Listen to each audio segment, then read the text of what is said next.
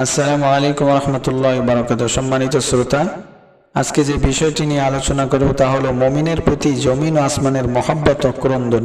সুনানে তিরমিজি গ্রন্থের তাফসিরুল কোরআন অধ্যায়ের সূরা আদ-দুখান পর্বে উল্লেখ হয়েছে। হাদিস নম্বর হলো 3255। عن انس بن مالك رضي الله تعالى عنه قال قال رسول الله صلى الله عليه وسلم ما من مؤمن إلا وله بابان باب يصعد منه عمله وباب ينزل منه رزقه فإذا مات بكيا عليه فذلك قوله عز وجل فما بكت عليهم السماء والأرض وما كانوا منظرين। হাদিসটির অনুবাদ হলো, হযরত আনাস ইবনে মালিক রাদিয়াল্লাহু আনহু হতে বর্ণিত, তিনি বলেন, রাসূলুল্লাহ সাল্লাল্লাহু আলাইহি ওয়াসাল্লাম বলেছেন, প্রত্যেক মুমিনের জন্য আকাশের দুইটি দরজা থাকে। একটি দরজা দিয়ে তার আমল সমূহ উপরে উঠে এবং আরেকটি দরজা দিয়ে তার রিজিক অবতীর্ণ হয়। যখন সে মারা যায় তখন এই দুই দরজা তার জন্য কাঁদে। আল্লাহ তাআলার বাণী, অতঃপর আকাশ ও পৃথিবী তাদের জন্য ক্রন্দন করেনি এবং তাদের অবকাশও দেওয়া হয়নি। সূরা আদ-দুখান 29 নম্বর আয়াত।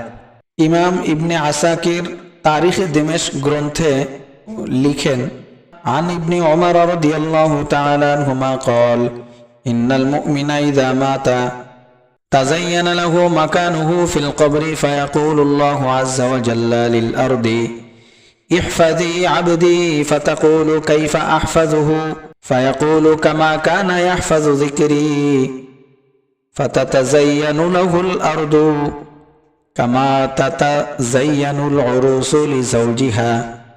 হাদিসটির অনুবাদ হলো, হযরত ইবনে ওমর রাদিয়াল্লাহু তাআলা আনহু হতে বর্ণিত, নিশ্চয়ই মুমিন যখন মৃত্যুবরণ করে তখন তার কবরের স্থান তার জন্য সজ্জিত হয়। আল্লাহ তাআলা জমিনকে বলেন, আমার বান্দাকে রক্ষা করো। জমিন জিজ্ঞাসা করে, কিভাবে আমি তাকে রক্ষা করব? আল্লাহ তাআলা বলেন, যেমন সে আমার স্মরণকে রক্ষা করত। তখন জমিন তার জন্য এমনইভাবে সজ্জিত হয় যেমন নববধূ তার স্বামীর জন্য সজ্জিত হয়। ইমাম হাকিম রহমতুল্লাহ আলাইহি তার মুস্তাদরাকে হাকিম কিতাবের 3য় খণ্ডের 388 পৃষ্ঠার 3408 নম্বর হাদিসের মধ্যে উল্লেখ করেন, আন ইবনে আব্বাস রাদিয়াল্লাহু তাআলা আনহু قال ان الارض لتبكي على المؤمن 40 صباحا।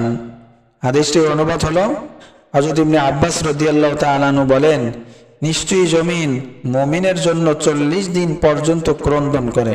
ইমাম আবু নুআইম রাহমাতুল্লাহ আলাইহি হিলিয়াতুল আউলিয়া গ্রন্থে উল্লেখ করেন, আন আতাইনিল খুরাসানি قال ان العبد اذا سجد في مكان من الارض شهد له ذلك المكان يوم القيامه وبكى عليه يوم يموت। অনুবাদ হলো, আতা আল খুরাসানি রহিমাহুল্লাহ বলেন, বান্দা যখন জমিনের কোনো স্থানে সিজদা করে সেই স্থান কিয়ামতের দিন তার পক্ষে সাক্ষ্য দেবে এবং তার মৃত্যুর দিনে তার জন্য ক্রন্দন করবে। আল্লাহ সুবহানাহু ওয়া তাআলা আমাদেরকে খাঁটি মুমিন হিসেবে কবুল করেন এবং ঈমানের সাথে মৃত্যু নসিব করেন। আমিন। ওয়া আখিরু দাওয়ানা আনিল হামদুলিল্লাহি রাব্বিল আলামিন। আসসালামু আলাইকুম ওয়া রাহমাতুল্লাহি ওয়া বারাকাতুহু।